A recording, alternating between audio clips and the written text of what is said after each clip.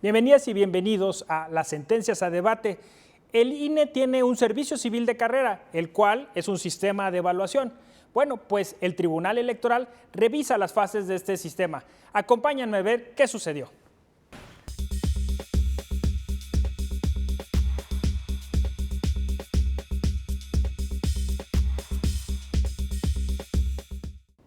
Ya estamos aquí en el estudio con el doctor Miguel Ángel Granados Atlaco, quien es profesor de la Universidad Nacional Autónoma de México y ya nos ha acompañado en otros programas. Un gusto, como siempre. De nuevo, Gracias bienvenida. por la invitación. Y también está Lucy Domínguez Narváez, quien es secretaria de Estudio y Cuenta de la ponencia del magistrado presidente Felipe Fuentes Barrera. De nueva cuenta, bienvenida. Muchas gracias, es un gusto acompañarte como siempre. Y pues ya que estamos como en confianza, ¿no? En casa. Lucy, pues si nos regalas un poquito pues, los antecedentes de este caso. Sí, mira, te cuento. En este asunto, que es un juicio ciudadano, el 1126, tiene varios asuntos involucrados y todos ellos se refieren al Servicio Profesional Electoral Nacional, que es un sistema de reclutamiento, selección, evaluación y de ascensos dentro del Instituto Nacional Electoral. Y bueno, hay personas, que esto es muy común, pareciera que los requisitos de la ley son unos y luego en la convocatoria, por los mecanismos propios del procedimiento, se especifican las normas y las personas a veces no están de acuerdo con esas especificaciones que de alguna manera se vuelven un poquito más estrictas que el procedimiento en general. Y en este caso, bueno, hubo algunas personas que argumentaron que esta situación de que el examen tuviera distintas fases y que la evaluación fuese, en primer lugar, que en todos los exámenes, que fueron 3, se tuviera que tener una calificación mayor a 7, aunque los porcentajes de evaluación en el resultado final fueran diferenciados, porque cada examen, por ejemplo, uno de conocimientos generales no equivale a lo mismo que uno de conocimientos técnicos. En el caso de algunas personas que tuvieron un muy buen nivel en el examen de conocimientos técnicos, pero en el de conocimientos generales les falló un poquito, pues lo que ellos adujeron es, era innecesario que me pusieras como requisito para ingresar que tuviera una calificación determinada en todos, cuando a fin de cuentas ibas a evaluarlo con distinto nivel. Sin embargo, el tribunal, pues en este caso como en muchos otros, si bien es un tanto estricto, también es precisamente por el valor de la situación que se está tutelando. Es decir, estos procedimientos de concurso para ocupar una plaza o para ascender dentro de ella, sí son de un nivel estricto, porque lo que se busca precisamente es identificar que las personas tengan la capacitación suficiente para ocupar esos cargos. Entonces se determinó que esta clase de requisitos, aunque puedan ser, digamos, pues no desmedidos, así resultó ser la proporcionalidad en este caso, aunque sí son estrictos, son necesarios, porque una persona para ocupar un cargo no solo necesita conocimientos técnicos, los de conocimientos generales son también importantes. Se determina que esta norma es constitucional, por lo tanto válida, y las personas que no alcanzaron una calificación aprobatoria en los 3 ámbitos del examen no pueden continuar en el concurso. Esa fue propiamente la determinación de la sala. Y me viene a la mente, bueno, esta cosa que decía Luis Vigo a propósito de la ética profesional en este caso, que decía, el derecho son los mínimos, la ética son los máximos. Y la propia Constitución pues habla de estos principios éticos que tiene que cumplir cada servidor público, y pues justo un servicio civil de carrera como el que el INE tiene, pues apela a la excelencia y el profesionalismo. Tenemos que tener a los mejores elementos. Así que pues es interesante el caso. Doctor, ¿cómo le pareció la sentencia? Bueno, primero la sentencia me parece perfectamente orientada, no le veo el más mínimo problema. Sin embargo, me gustaría, pensando en el auditorio, hacer una evocación a por qué estamos hablando de esto, es decir, de un servicio profesional electoral. Me parece que en el sistema electoral como se construyó, ya a partir, digamos, de los intentos serios de armar un esquema electoral, ya lo de 1990 para acá, ¿no? Sí fue uno de los temas más importantes, la construcción de un verdadero servicio profesional electoral, es decir, formar gente que sea diestra, capaz, que tenga una experiencia en el tema electoral y que enfrente el reto que va a representar para cualquier país, para cualquier sistema político que aspira a una democracia, ¿no? Que puedan enfrentar ese reto con pleno conocimiento. Entonces, creo que aquí lo valioso es pensar primero, tenemos un sistema, ¿no?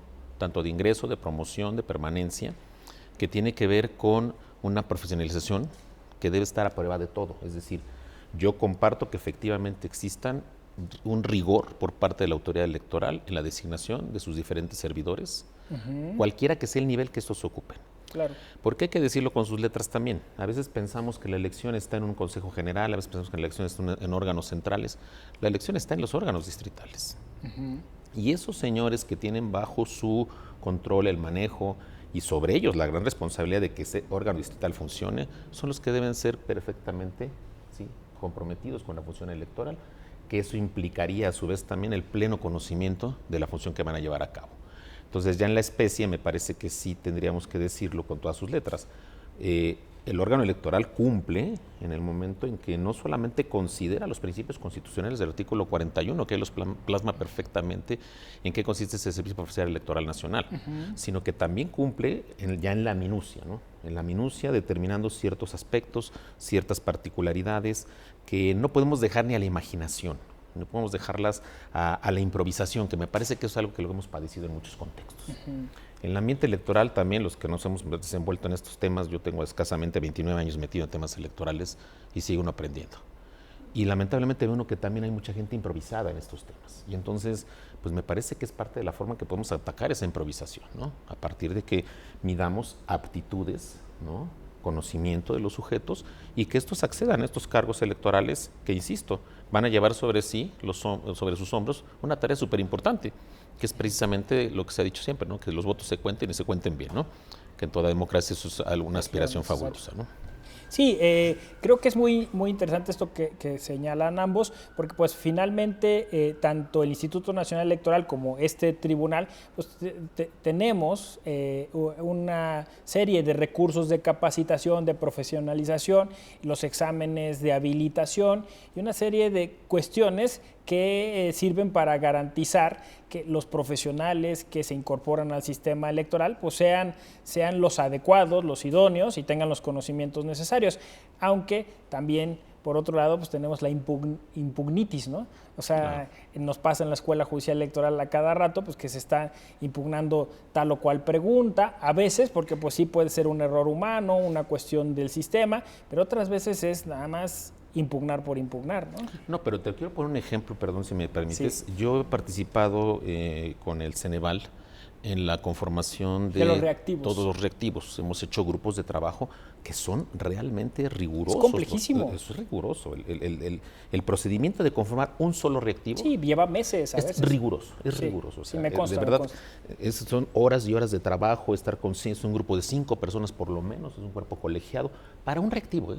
No estoy hablando de que armemos todo una batería, sí, es un reactivo nada más. Entonces, creo que también es algo que debe saber la gente, que deben saber los ciudadanos, ¿no? Que atrás de eso, claro que hay otros esfuerzos, hay esfuerzos académicos, hay esfuerzos más profesionalizados, que lo que aspiramos es eso, a que la autoridad electoral se construya con base en recursos humanos aptos plenamente, con todo esto todos conocemos, ¿no? Sobre todo la objetividad y esa condición profesional que deben tener. Y esto, insisto, no podemos aspirar a eso si no generamos estos mecanismos de un rigor del conocimiento que hay que tener forzosamente. Entonces, yo me sumo perfectamente a lo que dice la sentencia. Me parece que es una sentencia que efectivamente al resolver un juicio para la protección de los derechos político-electorales va en la lógica de ir analizando cómo se trabajó la propia impugnación.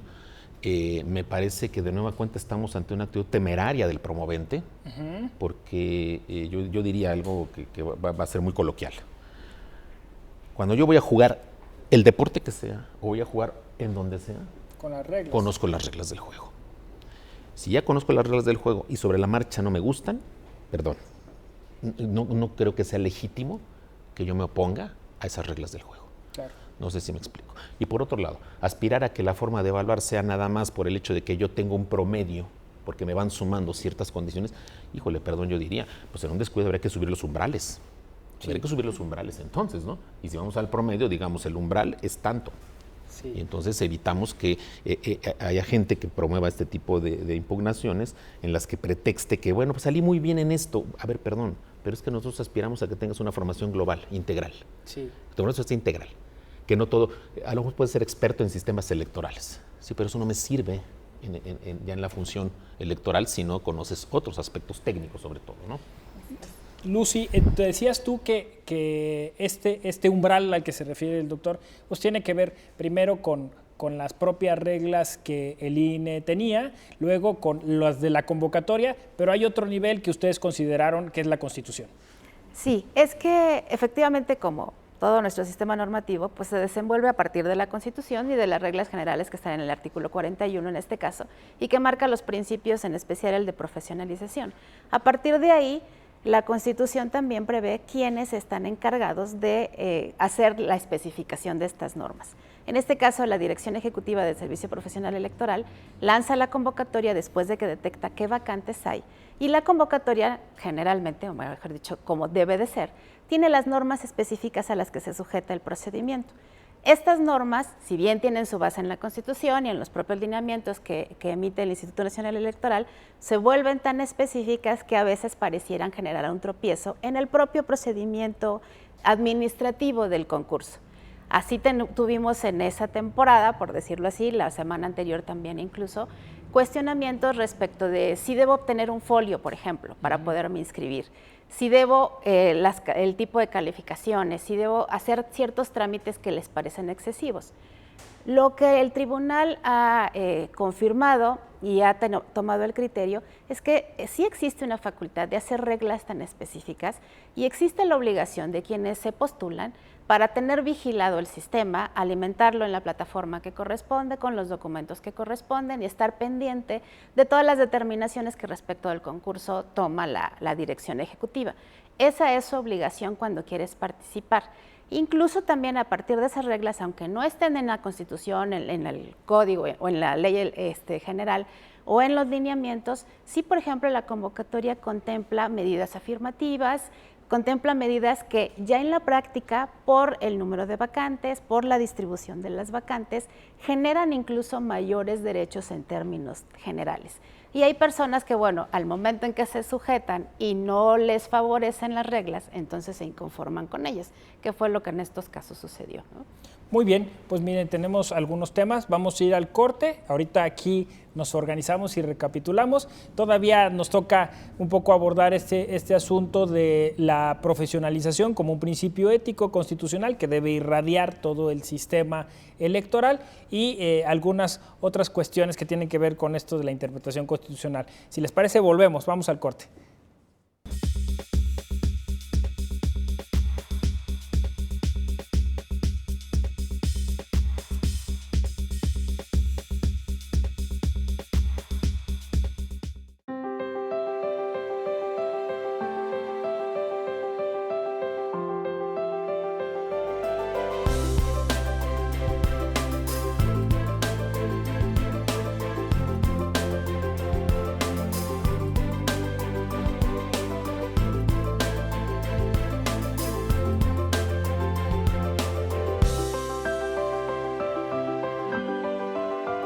Tribunal Electoral del Poder Judicial de la Federación.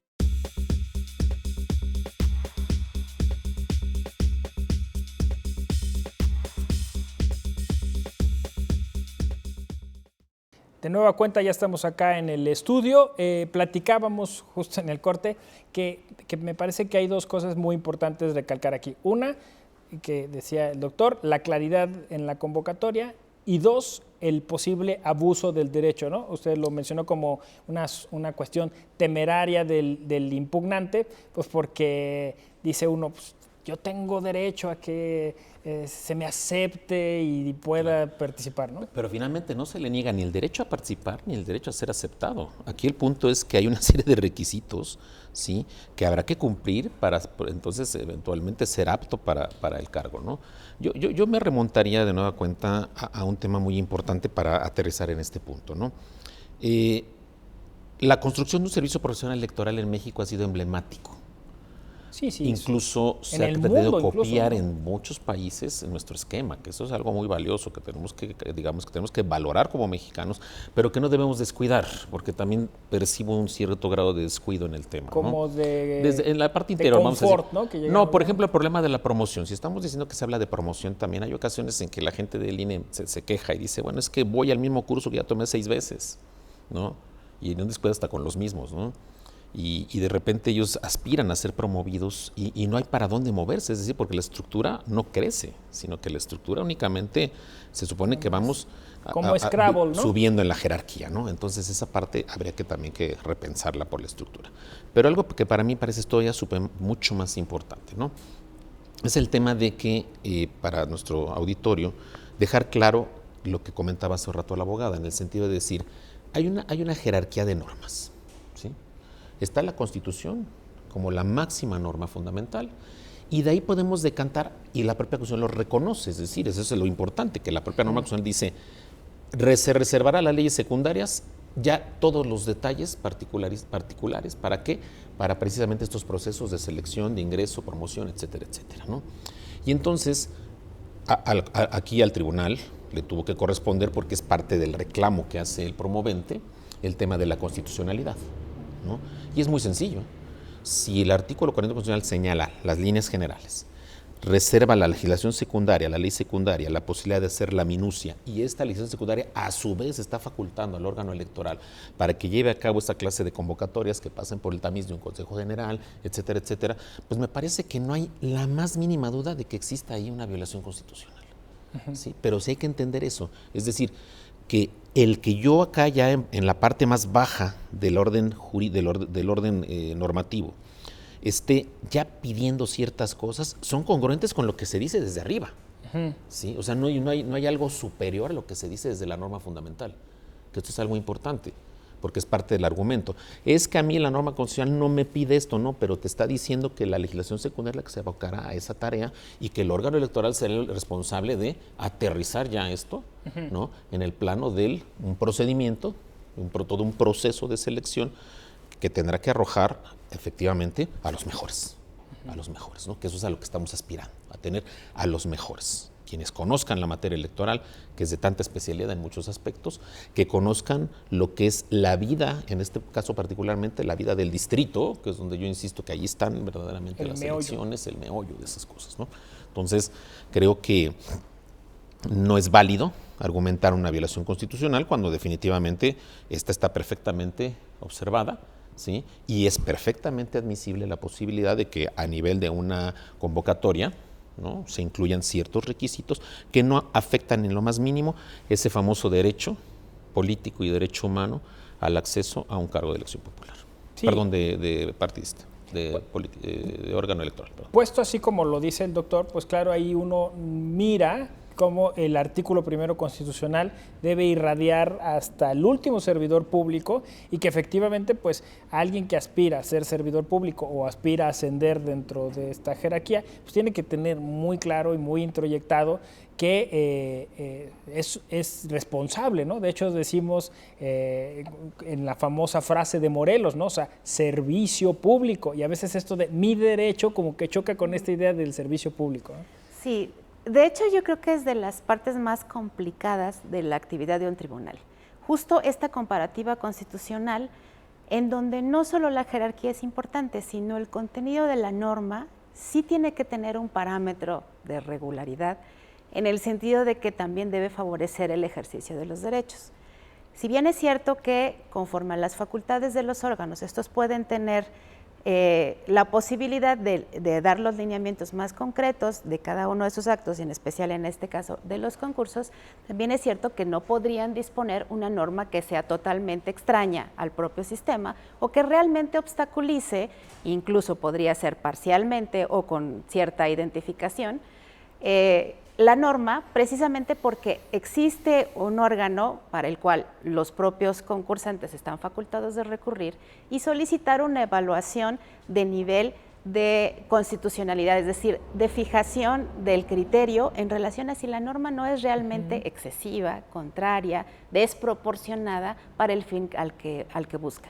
Ese equilibrio en el juzgamiento de las normativas de todos los niveles con la Constitución o incluso con los convenios internacionales, me parece que es de los ejercicios más complicados que se hacen en los tribunales, porque justo lo que busca es, si bien cumple los criterios y si bien la profesionalización y la capacitación, hablando del tema concreto, también significa que el órgano tampoco puede generar un obstáculo o una norma excesiva que que lo que haga sea obstaculizar que las personas que sí están capacitadas no lleguen. Y ese equilibrio me parece de lo más difícil y precisamente por eso también existe el derecho de quienes se postulan para recurrir a los tribunales y solicitar esa evaluación, ¿no? Como fue en el caso. Sí, pero yo veo un problema también de fondo, el problema de la objetividad, que es a lo que tenemos que aspirar también en esta construcción, porque también digo, no podemos tapar el sol con un dedo. Sí, pueden jugar elementos subjetivos para designación de algunos casos. Sí. En alguna ocasión, les platico rápido una experiencia, y me correspondió armar todo el Consejo General del Instituto Electoral del Estado de Tlaxcala. Y yo, sin saberlo, en ese proceso, reprobé a un magistrado. Claro, lo reprobamos. Por pero porque yo objetivamente no tenía ni idea de quiénes eran esas personas. Yo no conocía absolutamente nada. Y se armó. Entonces, me parece que eso es muy. Sí, no fue un escandalazo a nivel de medios y todo. No sabe qué cosa. Casi me sacan a empujones del Estado. Pero la cuestión es esta, que me parece que ese es un derrotero súper importante en estos procesos, ¿no? La objetividad. Y por otro lado, un tema que tiene que ver también con el aspirante, que es la ética. La ética. Me parece que el primer acto de corrupción que hay es cuando nos postulamos para un cargo para el cual no somos aptos. Y me refiero a todo mundo ahora sí. Llamémonos diputados, senadores, presidente, se llame como se llame y el nivel que hablemos. Me parece que el primer acto ético es engañar a la ciudadanía. Exacto. El primer acto ético es un reconocimiento de mí mismo con esta posibilidad y esta capacidad de enfrentar un servicio público, ¿no? Con profesionalismo y honradez. Sí, no, muy interesante porque efectivamente eso yo refería, ¿no? Con el servicio público, la ética, efectivamente, ¿no? Muchas veces a sabiendas de que no se tiene esos conocimientos o no se...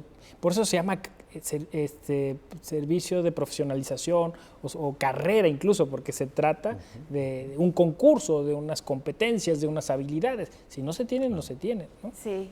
Y efectivamente es muy común encontrar a personas que dicen, pero si ya tengo tantos años ahí, ¿cómo es posible que me digan que no sé? Híjole, la verdad es que ese es un parámetro equivocado, ¿no? El que estés mucho tiempo a veces puede llegar a significar incluso que en tu zona de confort no te dedicaste a evaluar lo que continúa, la actualización y esas circunstancias. Inercias viciosas. Sí, o peor aún, el que dice, pues, si yo estoy sentado ahí desde las 7 hasta las 10 de la noche, ¿no? Ese es otro punto importantísimo, porque es verdad que parte del compromiso en los órganos electorales que a veces no se toma en cuenta es justo el nivel de compromiso que se tiene con las instituciones. Creo que este servicio profesional, las convocatorias, la rigidez en las normas para participar en ello, justo están hechas para generar la confianza en la ciudadanía de que esas personas están capacitadas para ejercer el cargo. Y esa confianza no la hemos logrado y es del todo cuestionable. Exacto. Que después de tantas etapas, de tantos medios, de tantas normas, pareciera que la sobreregulación tampoco nos ha ayudado con esa confianza ciudadana. La inflación. Así es. Y las personas en realidad no se fijan en el nivel de compromiso que tienen las personas que integran los órganos electorales. Es verdad que de las 7 de la mañana a las 10 de la noche, hasta es poco decir, cuando hay elecciones propias, cuando es muy común que las personas nos descarten por lo que pasó en un día, por una mala declaración, y en fin, y no advierten que todo el sistema lleva bastante más de lo que se refleja, ¿no? Claro. Yo fui director del Instituto Electoral del DF 8 años y medio y sé de lo que estamos hablando desde el órgano electoral. Yo sé que es una locura esa parte, ¿no? Pero yo lo que quiero mencionar fundamentalmente es el hecho de que a veces los instrumentos de evaluación no incluyen elementos de problematización. ¿Qué haces tú como vocal ejecutivo? ¿Qué haces como ya en tu rol de consejero? Lo que se debería evaluar. ¿Qué vas a hacer cuando lleguen y de repente llegue un partido político y te exige que hables todos los paquetes electorales? ¿Qué le vas a decir? ¿Cómo vas a manejar esa situación? Sí. ¿Cómo vas a manejar el escrutinio cuando ya abrieron un paquete ahí en el pleno seno del Consejo Distrital? Ese tipo de cosas me parece que no se han trabajado mucho. Es decir, que van mucho al aspecto técnico, cómo opera el órgano electoral, cómo se regula, qué le rige. Más clínica, sí, exacto, ¿no? Más pragmática, más de calle. Haz de calle, incluso hacer sociodramas y traerles y decirles. Yo en algún momento, en algún partido político, fui subdirector de capacitación electoral y tenemos sociodramas. Hacíamos sociodramas y todo esto.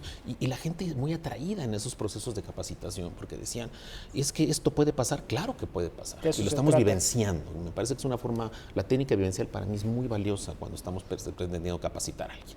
Entonces creo que es parte de lo que tenemos que evaluar también, ¿no?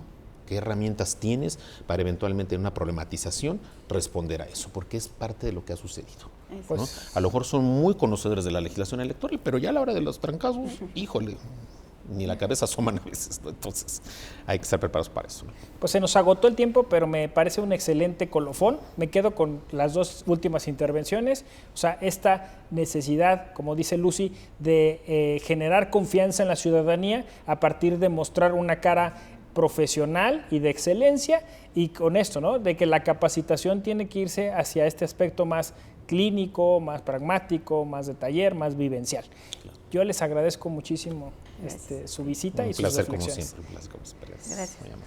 Pues soy José Ramón Narváez Hernández, se nos terminó el programa, la verdad fue muy interesante, creo que el Sistema Nacional Electoral Mexicano es parte de un patrimonio intangible que debemos defender y que debemos como servidores públicos pues tratar de maximizar y de llevarlo a los mejores estándares de calidad. Conoce más de tu derecho electoral.